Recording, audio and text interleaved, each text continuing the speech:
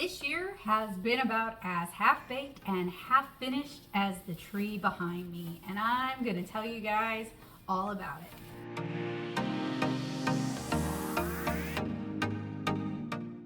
So I am not doing any kind of gift guides this year.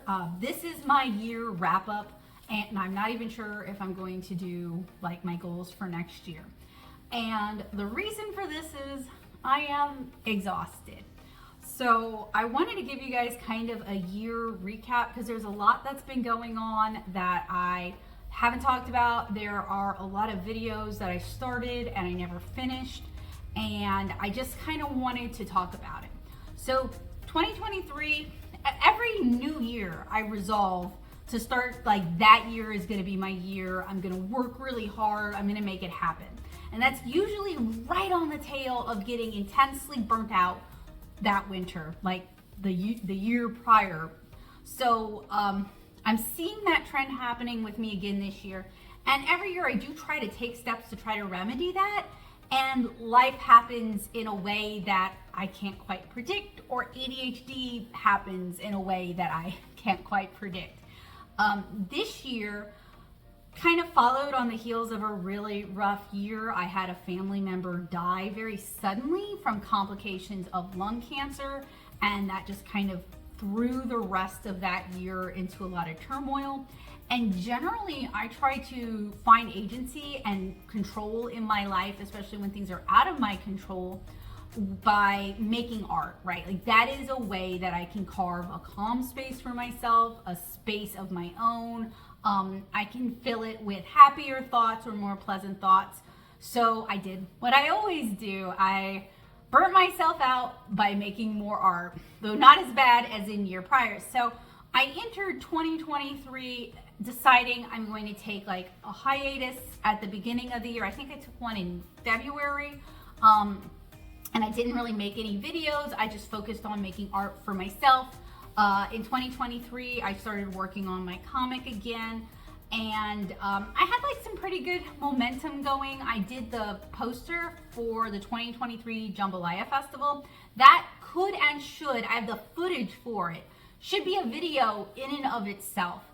I was really pleased to be doing art for a festival, but I found out that they were actually using me to try to haggle down the guy they wanted to work with. And he was so incensed by that idea that he threw a fit and he walked, which is frankly the appropriate response.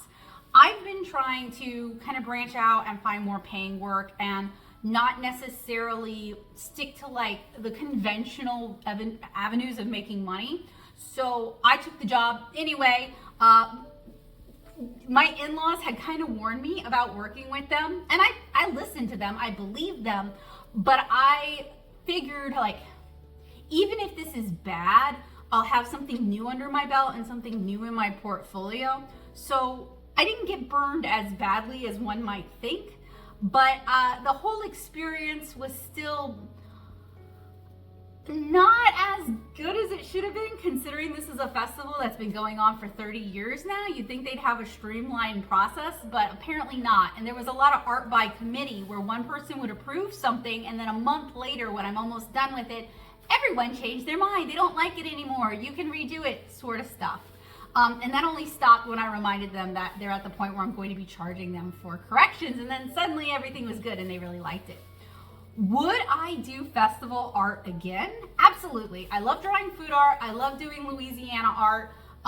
My original idea, I like looked at it last night. It came up in my file folder. Okay, this has to go. This is really, really obnoxious, and it was just there for the bit. The original idea was really, really cute, and what we ended up with was really, really not. So I would be happy to do festival art again in the future, but I think I would probably start setting some like boundaries much earlier. But I did want to get like one under my belt so that I could say, look, I've done this, I have experience doing this, I did the t-shirt design and I did the poster design, and they were actually similar designs but handled differently to accommodate printing, and their printer changed the colors and didn't talk to me about it, and there's a lot of just artists artists will get it. I would do it again though, but I would definitely start drawing those lines in the sand a lot earlier on. I also, conversely, did a bookmark for challengers. They commissioned me to do the front and the back of their 15th anniversary bookmark, and this was going on at the same time as the Jambalaya Fest, and it actually provided a really wonderful contrast because that commission, Pat was super easy to work with, really a delight. When I requested reference, provided me reference, was articulate in what he was looking for, had no problems saying no to the ideas he didn't like, and could say why he liked the ideas that he liked, and he trusted me to also do the idea that I had for their portraits. They were just super easy to work with, and they paid on time, and the print quality turned out really cute. Like, it was just night and day experiences, and I had so much fun working on the bookmark, and I love how the idea turned out, and I'm gonna try to like include shots of things as we're talking about them. So those were like the two big not me projects this year. I have also been working on chapter 9 of 7-inch Kara, but I started to stall out in the summertime. So this year, what I thought was RA started flaring up really bad. I would have mornings where I woke up completely locked up and couldn't move around. And I actually started a vlog about this. I took some ups and downs. We found a rheumatologist. We did a lot of blood work. We did some urine work. And it turns out that I have Sjogren's syndrome, which is an easy way to describe it is like lupus light, but it's definitely not as severe as lupus, and it doesn't attack as many organs as lupus. It basically attacks things that produce moisture and mucus. So your ears, your eyes, your nose, your mouth, all kinds of organs like your stomach that produce acids, liquids, mucus, it attacks all of those. Now, the aunt who died last year had lupus, so she didn't die from lupus. She had just had lupus for a lot of her life. So that was like my big concern with that, was that it would be lupus. Sjogren's, compared to lupus, is a great diagnosis, but it still has a lot of problems. I am on a medication plan. We are working on treatment, but there's some things that I don't know if they'll ever be able to fix. It also is the cause of, it's not arthritis, because it's not my joints that are swollen, it's my tendons that are swollen, which is why I went from having very slender pianist fingers to like kind of chunky little baby hands. It's because my tendons have swollen, which causes a lot of hand pain. Right now I'm on Celebrex, and that's actually fairly managed. It's not as bad as it was, but on cold days like today, it does start to act up really bad. So the Sjogren's also causes an immense amount of fatigue and dry eye. Like if I'm blinking a lot, it's the dry eye. It's fun. So I just don't have the energy level. I just don't have the energy for it this year, which on one hand is very freeing because I am saying no to a lot of things that otherwise I'd feel compelled to do. As an ADHD, my best is not normal people's best. I don't know what normal people best is. My best is do it till I die. And that's not healthy. And that's not admirable either. And the Sjogren's is kind of like putting heavy brakes on that. So that's great. It's also putting heavy brakes on like random impulsive ideas of things to try, which is great. But it's also making it exhausting to work on things in general. So like right around the summer, before I got my diagnosis, but I was just severely exhausted. I hurt all the time. So I kind of quit working on the comic then. And I want to pick it back up and work it back into my workflow. That's gonna mean kind of readjusting some things, and we're gonna talk about that in a little bit. Around that time, my mom was having trouble, something like asthma, and her doctor recommended an x-ray because I'd lost my dad to lung cancer and we just lost Aunt Paula to lung cancer, just to see, just to put our minds at ease. It turned out to be a mass. Okay, well that doesn't necessarily mean lung cancer. So they do a biopsy. It turns out to be an endocrinal tumor in her lung. Now, the upside to that is surgery will basically take care of that. The downside is it's lung surgery. So we spent a lot of the summer into fall months worrying and praying and going to doctors a lot, and surgery and recovery. And my mom is doing fine now, but that was a lot then. And I felt like, other than Joseph, I was dealing with that by myself. I did not feel like I could talk to my extended family about it, and I didn't feel like I could talk to my friends about it. In fact, when my dad died, a lot of my friends couldn't deal with that, and those friendships faded. So I was really worried to bring up my mom's lung cancer. And then to people that I did mention it to, they would stone face me and like change the conversation for my mom. So I was dealing with that this summer alone. And I'm sure I could have brought it up to you guys, but like that's her business, and I feel very uncomfortable like bringing up her business to other people. Since she's recovered now, I don't think it's going to be such a big deal, but both of us tend to be kind of private about illness.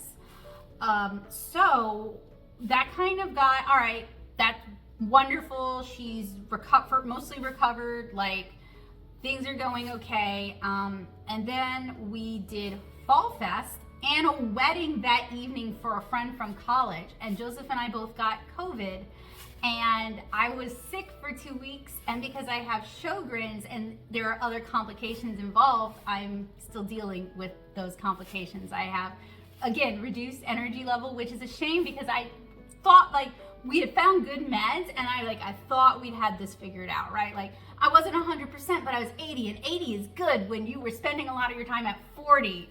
Now I'm at 60, which is better than 40, but still not 80, which is what I'd gotten used to. So I kind of entered with like December feeling like that. So I've been lower energy. It comes across in like my talking. You can sometimes hear a little more labored breathing. It's taking me longer to do everything because I'm doing these longer, whether I'm doing tutorials or I'm doing the Easily Influenced series, which is the big series I'm working on right now. Everything takes so much longer. And that's fine, but it's like a lot more editing, a lot more time, a lot more testing. So I'm just not producing the amount of videos that I was. So I think going into 2024, I'm going to go to 1 upload a week. I think that's a direction that seems like it will suit everyone. It gives people who like my stuff but are busy a week to watch it. It gives me more time to work on things, including private, like the comic stuff that I don't like record necessarily. It's going to give me more time for that. It's going to give me more time for editing. And I'm finally learning how to use Premiere after how many years? So, I think reducing to 1 video a week will help. My concern, and this is both sides are valid on this, is that anytime I get sick or I get busy, some of my patrons start wondering where the early access is. And the thing about the Easily Influenced series is that after, I don't want to get into this, but after a particular interaction, I decided I wasn't going to release any of the Easily Influenced as early access, that I'm going to release them all as premieres. And so those are huge videos. Like they're 1.5 to 2 hour long videos. They're huge videos. So losing being able to release them as early access sucks. I have a bunch of them. It just sucks. But it is what it is. So something I was thinking about, and I'm actually polling my patrons right now, is because I was sick this year and just did not have the energy and didn't have the time, and sometimes was in a mental fog from the combo of Sjogren's, ADHD, and COVID. I have a lot of art that I recorded and never did anything with it. So I was thinking about sharing as a backer exclusive time-lapse to music, some of those. So I'm kind of hoping that will keep the value up without wrecking my health. So that's kind of what I was thinking about for that year. I chose not to do a gift guide for this year. I actually picked 10 products that I reviewed specifically this year that I really like. And this Christmas, we're kind of doing a spend less money Christmas. My immediate family and my husband and I, we're going to go on a little trip instead of doing Christmas presents. From most of the people I've asked for like, please don't give me anything. I don't need anything. So I feel like while there are some products I think are great, I don't necessarily want to keep feeding into like the buy. I live in Southeast Louisiana, and you guys know I do like craft markets, I do commission artwork, I sell online. And something I'm noticing down here is that a lot of people are struggling financially. Their homeowners insurance has gone up tremendously. Their flood insurance has gone up tremendously. Their water bills and their electricity bills have gone up quite a bit. And like, let's be real. I know a lot of this does have to do with climate change. Like that's a conversation for a different day. And the things that the petrochemical companies are doing to our health and our environment down here, that's a different conversation for a different day. But I am aware of that. But like on a micro level, I just have some real strong feelings about like creating buy content when like my own mom is struggling with her bills and we're trying to help her out, you know? Like a lot of people I know are really struggling financially. And on that note, with Twitter turning into X and basically just, we're not doing that anymore. I'm on Blue Sky, but mostly I'm on Threads. And something I'm seeing a lot this year is individual creators, woodworkers, soap makers, artists, commission artists, those kind of creators are having really poor sales this year for handmade goods. So, and I've experienced that myself. And rather than, some people do get a little like complainy about it, which I understand, it's our bread and butter. It's terrifying not to make enough, especially during Christmas, to make ends meet, especially when you're part of your year for years has been dependent on you being able to do this, and historically you've made this kind of money. It's terrifying. But I know just from the community I live in and being on local Facebook groups and being on Nextdoor, people just don't have money right now. So I feel like it's kind of a bad move for me personally. Like I feel weird about it to do a gift guide this year, unless I did just like a handmade gift guide or gifts that you can make, which I think are beautiful ideas, and I just didn't have the energy for it this year. So no gift guide. And I don't know that I'm even going to do a 2024 goals, because every time I come up with my goals, my life throws some random awful curveball, like my aunt dying or my mom getting an endocrine cancer in her lung, or me getting Sjogren's, that I just can't foresee coming, and it ends up really changing the trajectory of my year. So rather than like specific goals, I'm just going to try to work on the comic more, try to work on the game more that I'm working on with Joseph, and try to shift my trajectory. So I learned something this year. So I've been shifting out of anime cons for a few years now into craft fairs, because in Louisiana, we don't really have a lot of in-between or nerd events or things that typically I am a good fit for. So I was gonna try to make a fit. And that succeeded with some success in Nashville with the Cherry Blossom Festival. But I have been doing the Destrehan Fall Fest for like 3 years now, and it's just getting worse for me. And sitting outside in the cold is wrecking my heart. Not my heart, my health, but it breaks my heart in a different way. I've found that doing these craft events down here, while I do make sales, it is not as good as doing the library shows, where that's definitely more my audience. It's definitely more people who get what I'm doing. They like comics, they like coloring books, they like tiny things, they like mushrooms. Like that's my audience. So I'm going to try in 2024 to focus on doing more of those where it's a good fit. And I would really like to try doing more nerd events for older nerds, because I think my work kind of appeals in that direction. So that's kind of the focus. I think I'm kind of tired of craft fairs. We did this. I have footage for like all these shows, and I just didn't edit it because I ran out of energy. And frankly, I had nothing good to say. We did the Peculiar Market, which I thought would be a good fit because it's supposed to be like a Halloween-esque market, kind of witchy. So I was like, okay, I'll bring like a bunch of mushroom stuff and a bunch of cottagecore stuff, and that has a similar appeal. They just didn't get enough people in the door. They didn't promote the event enough to make it worth being there. And then for Fall Fest, I am just a bad fit for them. That audience is just getting older and older. And I know we all are getting older, but they're not doing anything to bring in a younger audience. So that's not such a great fit either. And I just don't have the popularity down here to not only get my audience to show up, but get them to pay to be at these kind of events. So rather than like beating my head against the wall, beating myself up, and making myself physically sick at these outdoor events because I'm exposing myself to hot, cold, wet.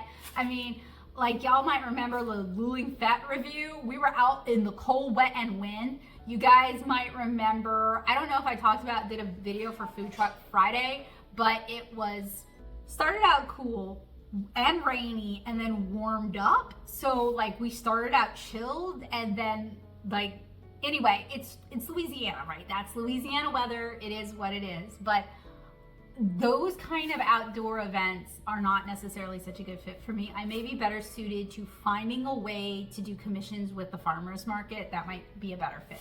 I also remembered, because I used to be a commission artist for years, and I quit offering commissions because I would get these customers who, I don't do NSFW work and I don't do fetish work, and they would try to push me into directions that I told them from the beginning we weren't going to do, and I wasn't interested in it. I had one customer who would consistently send me unasked for and then ask if I made me uncomfortable, which like this is a no-win situation, right? Like if I say no, it doesn't bother me, you're gonna keep doing it. If I say yes, it bothers me, you're just gonna keep doing it. So I had to block them, and I was like, okay, I'm done with commissions for a while. But I'm slowly opening up very specific types of commissions. So you as a Lilliputian, which is a portrait and pet commission option, and then my portrait ornaments, which is a very cute, very simplified, very cartoony, very small sort of portrait and pet commission. And I think that's like the two I feel the most comfortable with opening. And because I love drawing people, I love seeing people's reactions when I draw them. It makes me really happy. I love being able to it's like magic, being able to do magic for people. And that's a skill set that I have where I don't do realistic portraits, but I love caricaturing people in such a way that you can see their personality through it, right? So those kind of commission options allow me to do that, allow me to do what I love and not opening me up to like the unfun weird that I don't want to do. And there's plenty of artists out there who do it. Please give them your money. Please don't push safe for work artists into uncomfortable positions where they have to basically block you. Like, please don't do that. Don't be a creep.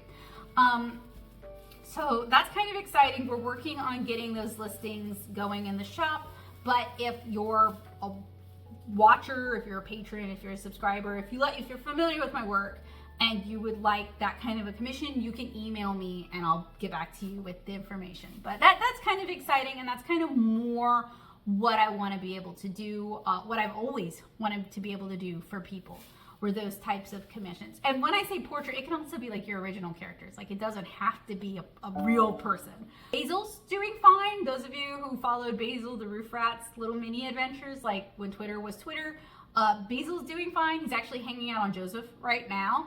And Bowie is becoming an old grumpus man cat, but he's doing pretty well. And Lil Dax, if you guys remember him, we're finally figuring out that boy doesn't like pets. You can scratch his head and then run, because he doesn't like a lot of physical attention, or affection, but he loves to be played with, and he's in good health too.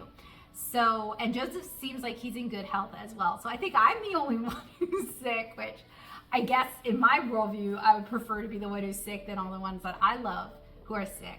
So for the channel for next year, I am, and there's something I want to talk to you guys about.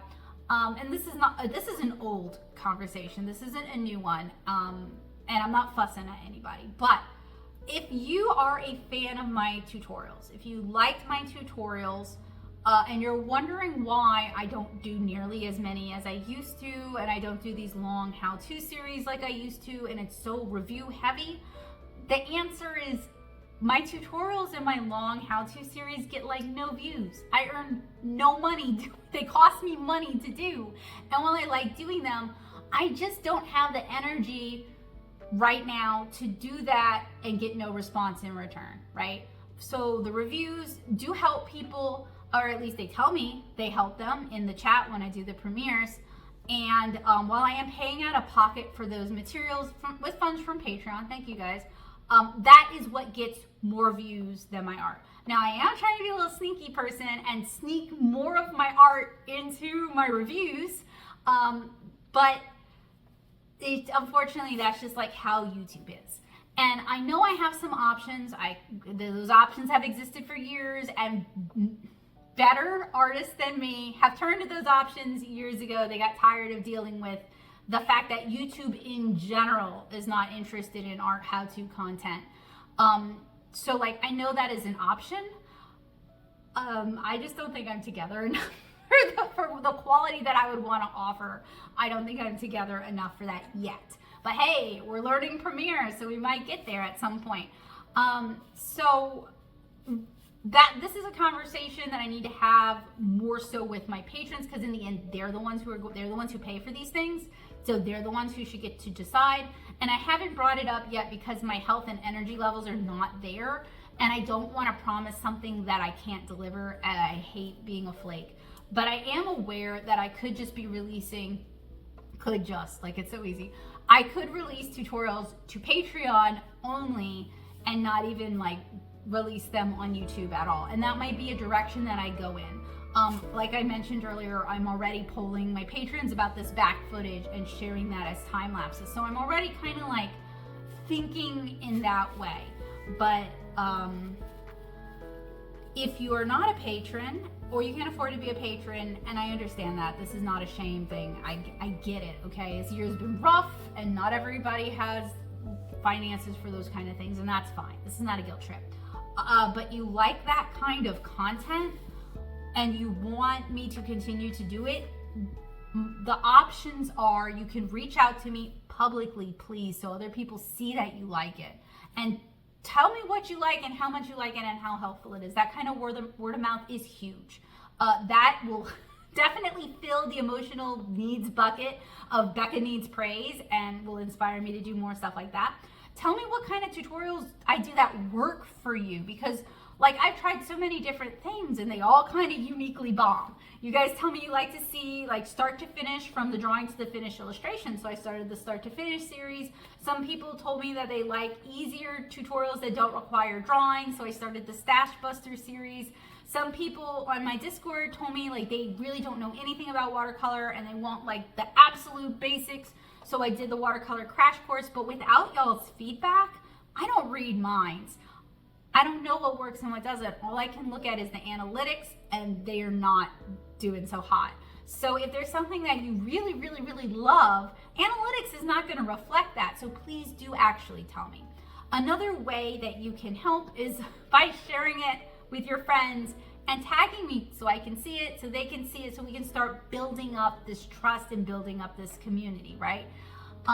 And you're not required to do those things. I'm not going to quit YouTube if you don't, but if you like the tutorials and you want to see more of the tutorials, or if you want the art educational content, then it does need that kind of support. Otherwise, it's going to go either behind a paywall where it can get paid for, or I'm going to have to not share that because, I'll continue to share art, but the tutorials are not, in my life, they're not a mandatory sort of thing, you know, like I could save myself the hours of editing and the hours of voiceover work. So that's something to kind of think about going into the next year.